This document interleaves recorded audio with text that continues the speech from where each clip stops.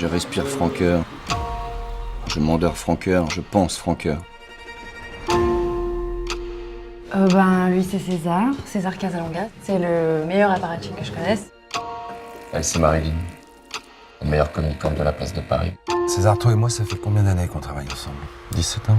Et 4 mois. Eh bien, c'est ce qu'on appelle un thriller politique, très documenté parce que c'est co-scénarisé par 2 hommes politiques, dont un ex-premier ministre. Donc ils savent vraiment de quoi ils parlent. Et c'est comme si on était une petite souris et qu'on pouvait assister vraiment à l'intérieur de la campagne d'une campagne présidentielle. Donc tous les meetings, toute la préparation des grands rendez-vous, la réaction aux tweets, aux faits divers, est-ce qu'il faut réagir tout de suite? Enfin, voilà, c'est vraiment, on dirait en anglais, embedded avec une équipe de campagne. Et on ne suit pas seulement le candidat, on suit surtout son conseiller, qui est joué par Swan Arlo, qui est un excellent acteur. Et au travers du regard de ce conseiller, on a accès à tous les personnages qui constituent cette équipe de campagne. Il y a une bonne dose d'humour, parce que je crois que Gilles Boyer, le scénariste, et Édouard Philippe, le co-scénariste, avaient envie aussi de s'amuser, de montrer que dans la politique, c'est pas que... Nous, ce qu'on voit toujours en tant que spectateur, c'est le côté très sérieux des candidats. On s'imagine pas que dans les coulisses, il peut y avoir autant de déconnades, de légèreté même parfois.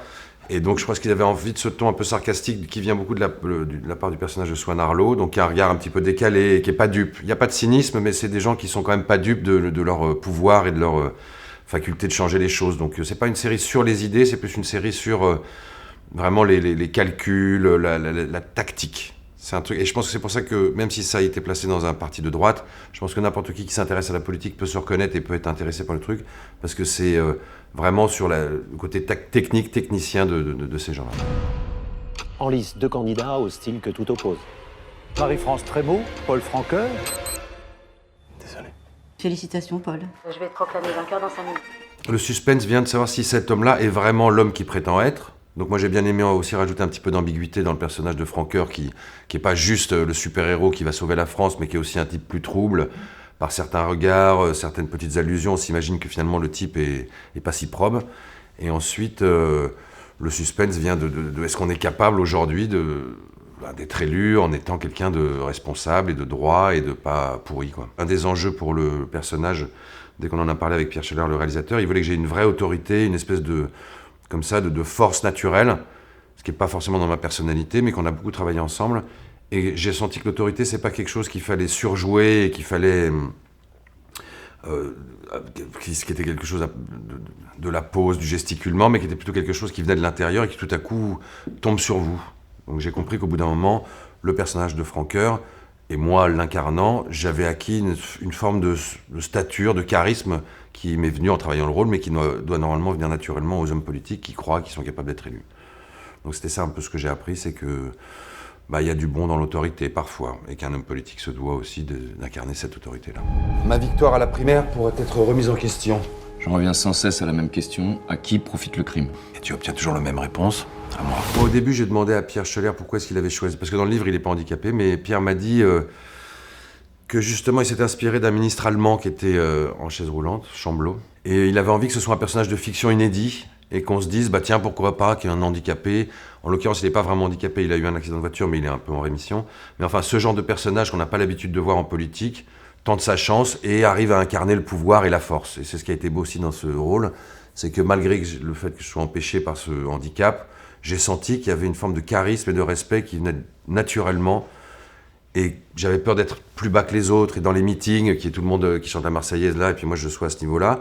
Et en fait, je me suis rendu compte que ça concentrait beaucoup les regards et que les gens étaient assez impressionnés par l'idée d'un personnage invalide, mais qui soit aussi actif, mobile et fort dans ces situations-là. À tel point, quand on faisait certaines scènes de meeting, il y avait parmi les figurants des gens en fauteuil roulant qui m'ont beaucoup encouragé, qui m'ont donné des petites indications sur comment bouger. Et il y en a un même qui m'a dit, ça m'a fait marrer, il m'a dit genre « Ah, ça fait plaisir de voir un homme politique pour une fois qui soit barbu ». Comme si pour lui, le fait d'être handicapé en chaise roulante, c'était pas le problème, c'était plus que j'avais la barbe, parce que j'ai la barbe dans le film, qu'il le surprenait, tu vois. Donc je pense que la série fait pas grand cas de ce phénomène, sauf pour des raisons scénaristiques. Mais en tout cas, c'est comme si on prenait... je crois que c'est aussi une façon d'être un peu dans son époque, que de prendre des personnages qui soient pas ceux qu'on aurait pris il y a 10 ans, mais on se permet aujourd'hui de prendre un handicapé pour jouer un président de la République, et c'est très bien. Dans l'intérêt de tout le monde, il faut qu'on affiche notre unité dès le premier meeting. Nous appartenons à la même famille politique. Marie-France, tu ne crois tout de même pas que je vais te laisser construire ma majorité à l'Assemblée? Toi et moi, on sait ce qui est important. Tu veux parler du projet au service des Français? What else? Moi, je ne plie pas. Marie-France, je ne vais pas te laisser le volant. On se casse. C'est qu'il y avait des moments que j'avais jamais joué dans ma carrière d'acteur. L'homme politique, le mec très sérieux, le fait qu'on l'appelle le patron en permanence, ça, c'est pas des rôles que j'avais joués. Et puis notamment ces meetings où il y a un côté très théâtral, avec l'emphase, enfin de toutes les techniques qu'ils ont pour faire monter la foule. Karine Viard, qui joue mon opposante, s'est beaucoup amusée justement lors de ces meetings-là, à jouer le populisme à 100%, à être presque agressive et vraiment très autoritaire avec son public. Moi, comme je suis déjà dans un fauteuil roulant, je devais être beaucoup plus posé, j'ai plus fait confiance à la voix, jouer avec la voix, s'envoler, redescendre, parler doucement, mettre un petit peu d'émotion, parce qu'il n'y a pas beaucoup d'émotion dans les meetings politiques. Là, je pense qu'il y en a, donc c'était aussi une nouveauté. Jouer aussi une carte plus intime. Je pense que c'est un personnage qui parle de lui, ce qui n'est pas toujours le cas des hommes politiques. Donc, voilà, ça donnait lieu à des scènes avec des figurants, je dois dire, très bien dirigés par Pierre Schoeller, parce que lui, il a fait beaucoup de meetings, et c'est un homme qui aime la politique, donc il s'y connaît. Et quand il dirigeait les figurants, je sentais qu'il savait ce qu'il voulait obtenir. Et moi, ça m'aidait aussi à jouer, dans le sens où... de temps en temps, je sentais que ça montait, et puis ça redescendait. C'était un peu comme un chef d'orchestre qui a un orchestre de figurants en face de soi et qui arrive à donner pas mal de nuances. À qui ai-je l'honneur? Un ami, vous êtes assis sur une bombe. Quand la bombe vous pètera à la gueule, c'est pas votre joli costume Jonas et compagnie qui vous protégera. Je pense que la politique, il y a un côté un peu feuilletonnant, surtout dans une campagne présidentielle. Moi, j'étais à New York cet été, j'ai suivi la campagne américaine.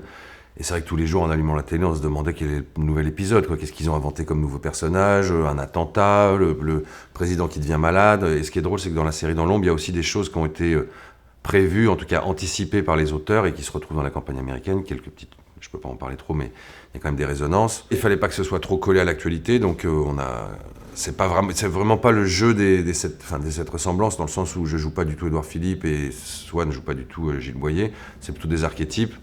Et je pense que Pierre Schoeller avait envie de confronter ces personnages-là à un monde un peu futuriste. Donc c'est des petits indices aussi pour dire, voilà, on va dans ce monde-là, on va arriver dans ce monde-là, et un homme comme Franqueur, le personnage que j'incarne, est-ce qu'il est encore possible d'être élu dans un monde où tout va super vite, où les jeunes tweetent toute la journée, où les voitures roulent toutes seules, alors que lui, c'est plutôt un homme un peu à l'ancienne, je dirais.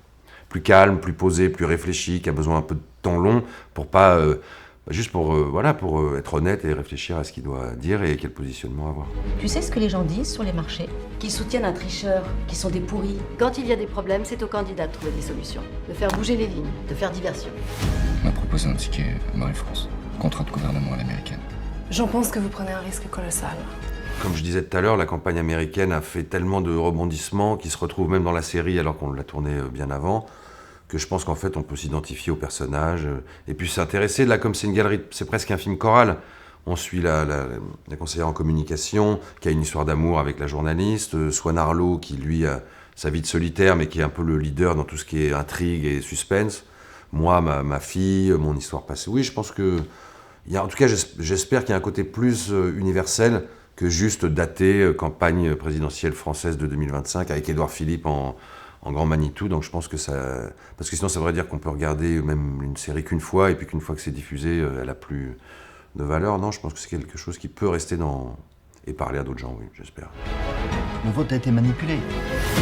J'accuse tout le monde sauf la bonne personne. Je m'éviderai de mon sang pour mon patron. Mon patron a ma confiance, j'ai la sienne. Notre boulot, c'est ça.